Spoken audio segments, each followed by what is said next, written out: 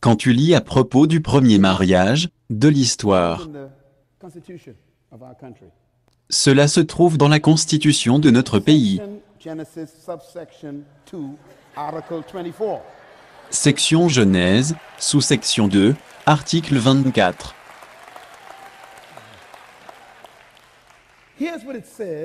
Il est dit. Premièrement, il est dit. Dieu prit l'homme et le plaça dans le jardin d'Éden.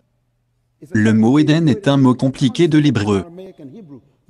C'est de l'hébreu araméen, très compliqué. C'était comme on y pense, comme un jardin d'arbres. Même si probablement, il y avait d'autres environnements. Le mot Éden, mon livre sur la louange et l'adoration l'explique bien. Il est peut-être dans votre librairie ici. Très important, le mot Éden signifie spot, place de délices. Cela signifie aussi porte ouverte. C'est un mot compliqué. C'est un point sur la terre où pour un temps, Dieu a ouvert le ciel sur la terre. C'est là que Dieu a mis l'homme, dans sa présence. C'est pourquoi on ne peut pas trouver l'Éden aujourd'hui. L'Éden n'était pas une place. C'était un environnement. Aucun archéologiste ne pourra trouver l'Éden. Pourquoi? Parce que c'était une atmosphère, c'est la présence de Dieu.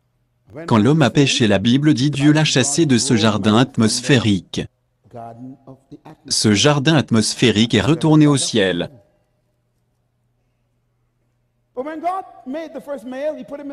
Quand Dieu a créé le premier mâle, il l'a placé dans sa présence. La première chose que Dieu a donnée à l'homme, c'était sa présence. Éden. Donc la première chose dont l'homme a besoin n'est pas une femme. Est-ce que vous m'entendez, mes frères? La première chose la plus importante dont l'homme a besoin, le mâle a besoin, c'est la présence de Dieu. Et la femme doit te trouver dans la présence de Dieu.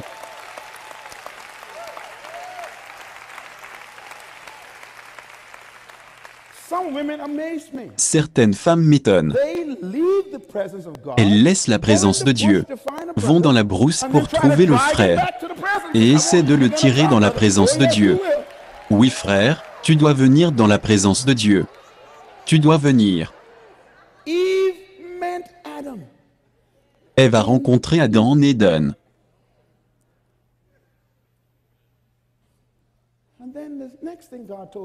Et quelle est la chose suivante que Dieu a dit au mâle? De très simples mots. Genèse 2, verset 15. Travaille. Puis-je le répéter? Travaille. Dieu a donné du travail à l'homme, avant la femme. Que tout le monde dise, travaille avant la femme. Cela signifie que l'homme a besoin de travail avant d'avoir la femme. Les priorités de Dieu sont très claires. La première chose que Dieu a dit à l'homme, Genèse 2, 15, il lui a dit, cultive. Cultiver signifie faire sortir le meilleur de tout ce qui est autour de toi. Maximiser le potentiel de tout ce qui est autour de toi. De tout faire fructifier. Il a dit cela seulement à l'homme. C'est pourquoi Dieu ne donnera jamais à l'homme une femme accomplie. Frère, cela va enlever tes cheveux. Le mâle a été créé par Dieu pour créer ce qu'il veut. La femme que tu es en train de rechercher, frère, n'existe pas. Elle est dans ta tête. Ton travail est de prendre le matériel primaire que tu as marié, de la cultiver, pour avoir la femme qui est dans ta tête. C'est trop pour vous. Donc si tu es marié depuis 20 ans, et que tu n'es toujours pas satisfait du produit que tu as, c'est ta faute. Jésus-Christ est un vrai homme, un vrai homme, un vrai homme. Jésus-Christ a une femme, une très belle femme, son nom c'est l'Église. Il dit à propos de sa femme, il dit, Marie, aimez vos femmes, comme j'aime ma femme. Il nous dit comment faire. Tu la laves, dans la parole. et tu enlèves toutes les taches, les rides, les défauts, et tu la présentes à toi-même. Celle-là, c'est à moi, je l'ai fait, c'est mon bébé. J'ai produit cela. Regardez-la, regardez-la. Présente-la à toi-même, il est dit. Donc quand tu vois ton mari, continue à lui dire, cultive bébé, cultive-moi bébé. Si ta femme commence à prendre un peu de poids, et que tu n'aimes pas cela, ne critique pas. Réveille-toi, à 6 heures, viens bébé, allons faire du jogging. Cultive bébé, allez bébé, cultive, allez bébé, allez bébé. Tu n'aimes pas ses habits? Prends-la, allez dans l'avenue Marchande et tu paies pour ça. Allez mesdames. Dites, cultive-moi bébé. Elle ne parle pas bien la langue, mais là à l'école, et paie pour ça, pour les frais de scolarité. La quatrième chose que Dieu a dit à l'homme, garde le jardin. Le mâle est supposé être le protecteur de tout ce qui est sous son attention. C'est pourquoi Dieu lui a donné une forte ossature, une forte masse musculaire. Pas pour abuser de la femme, mais pour protéger la femme.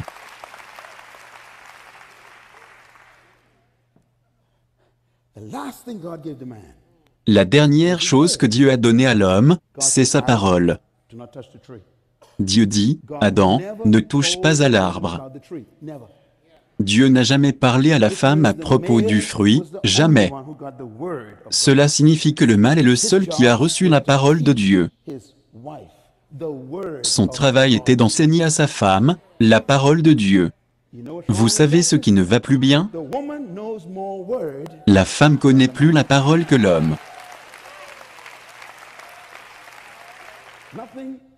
Il n'y a rien de tel qui peut frustrer la femme que ceci. La femme demandera toujours à l'homme, « Que penses-tu de cela ?» Et cet idiot va répondre, « Que penses-tu » ? Ne fais pas ça, frère, ne fais pas ça. Elle est à la recherche de savoir et de direction. Regarde directement à moi, ne la regarde pas. Mon frère, regarde-moi. Reste avec moi, reste avec moi. Et attention à cela, le dernier commandement que Dieu a donné à l'homme. Les versets 15, 16, 17. Et au verset 18, Dieu dit, « Il n'est pas bon que cet homme soit seul. » Maintenant, ne lisez pas vite ce verset. Ralentissez. Il n'est pas bon que cet homme soit seul. Quel homme? L'homme qui est dans sa présence, qui travaille, qui te cultive, qui te protège, qui t'enseigne la parole. Vous comprenez? Voici le problème. Si tu rencontres un homme qui n'aime pas sa présence, qui ne travaille pas, qui ne peut pas te cultiver et t'améliorer, qui ne peut pas te protéger, et ne connaît pas la parole de Dieu, il est bon que cet homme soit seul.